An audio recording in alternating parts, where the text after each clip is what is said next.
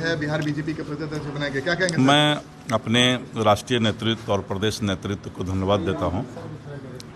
जैसा कि आप लोगों से ही मालूम हुआ है अभी कि इस तरह का अध्यक्ष का हमारा जो है जिम्मेवारी राष्ट्रीय नेतृत्व ने दिया है, तो मैं अपने नेतृत्व को प्रति आभार व्यक्त करता हूं। और संतोष की रिपोर्ट में आप सबों का स्वागत है।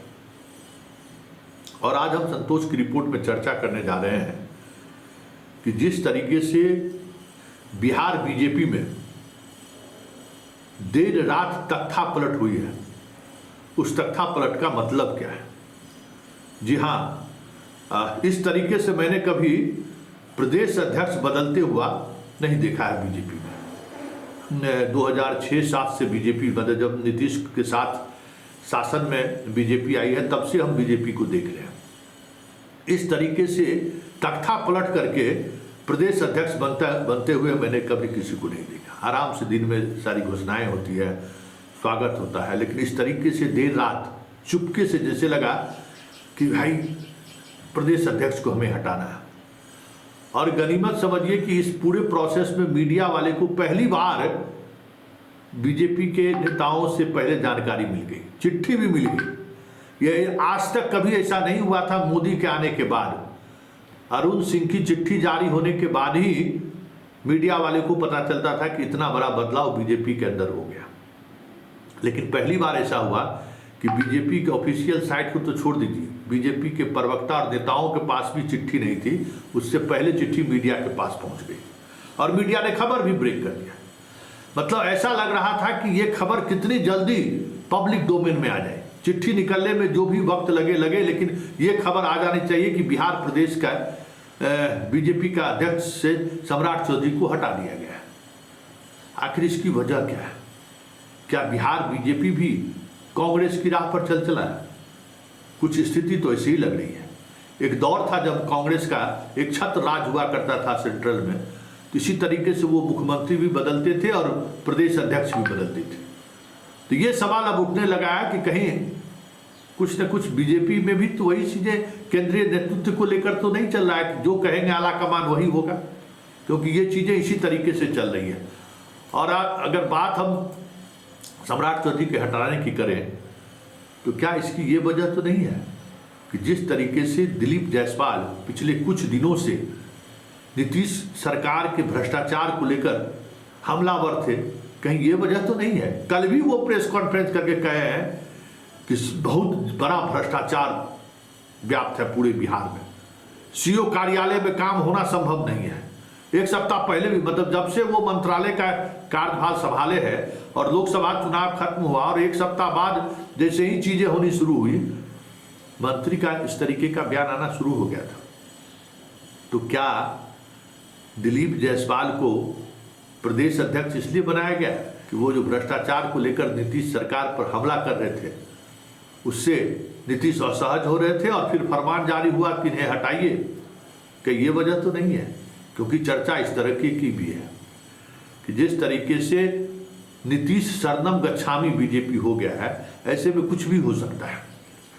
कोई जदयू का अदना सिपाही भी अगर मोदी और शाह के पास पहुंच कर अगर कुछ फुसफुसा दे तो कुछ इसी तरीके का एक्शन होता इन दिनों दिख रहा है। जीतन राम मांझी बयान क्या दिए?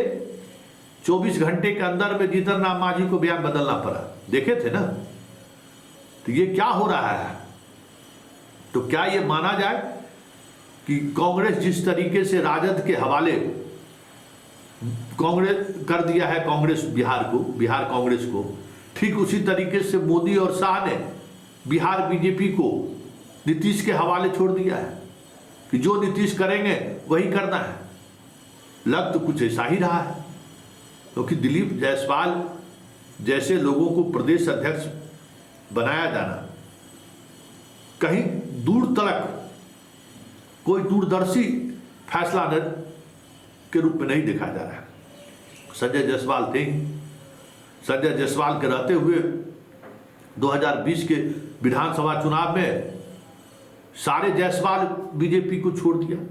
सारे व्यापारी, जहां आरजेडी ने जहां कहीं भी टिकट दिया वहां व्यापारी जीते। व्यापारी ने ये साबित कर दिया, ये संकेत दे दिया कि हम पार्टी के प्रति जिम्मेवार नहीं, हम अपने उम्मीदवार के प्रति जिम्मेवार हैं।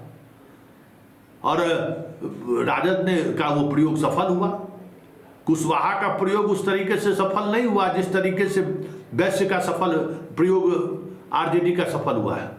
जितने को टिकट दिया है 99% वैश्य उम्मीदवार चुनाव जीत गया। एक रितु जायसवाल को छोड़ दीजिए, सब उम्मीदवार उनका जीत गया। तो क्या इसके बावजूद भी दिलीप जायसवाल को प्रदेश अध्यक्ष बनाया गया, जबकि संजीव चौरसिया और जनक राम के बारे में चर्चा हो रही थी। सिवान से जो पूर्व सांसद रहे हैं उनकी चर्चा हो रही थी और खबरें कुछ इसी तरीके की आ रही थी कि दलित राजनीति को साधना चाहेंगे गोपालगंज के पूर्व सांसद के माध्यम से, लेकिन वो भी प्रयोग नहीं कर पाई बीजेपी। संजीव चौरसिया जो अति पिछड़ा है और चौरसिया का एक अलग कह सकते हैं कि नैरेटिव भी है, उसको भी नहीं बनाया गया।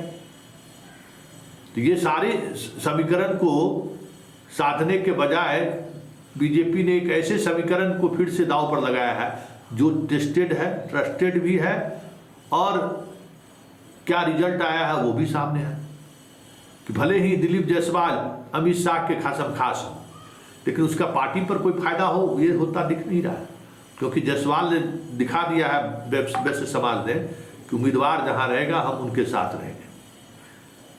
शिवहर लोकसभा चुनाव में भी दिखा दिया कि भाई हम बीजेपी के लिए के साथ हम नहीं, हमारे उम्मीदवार रितु जायसवाल है तो हम रितु जायसवाल के साथ। लेकिन बड़ी बात यह है कि बीजेपी जिस तरीके से संगठन में, सम्राट चौधरी भी क्या थे, पार्टी में उनका क्या योगदान था, कुछ भी नहीं। बाहर से आए थे, प्रदेश अध्यक्ष तक की जिम्मेवारी दी गई। कुशवाहा को वो समीकरण को साधने में वो विफल रहे, कहा जा रहा है इस वजह से उनको हटा दिया गया, जबकि वो ऊपरी तौर पर भले ही दिख रहा हो, कुछ जगहों पर ये चीज़ें दिखने को मिली। औरंगाबाद जैसे जगहों पर, आरा में, पाटलिपुत्रा में कुछ जगहों पर ये चीज़ें दिखी, लेकिन अधिकांश जगहों पर तो ये उम्मीदवार होने के बावजूद भी कुशवाहा वोट को तोड़ने में कामयाब रही, भले उसमें नीतीश की बड़ी भूमिका रही हो।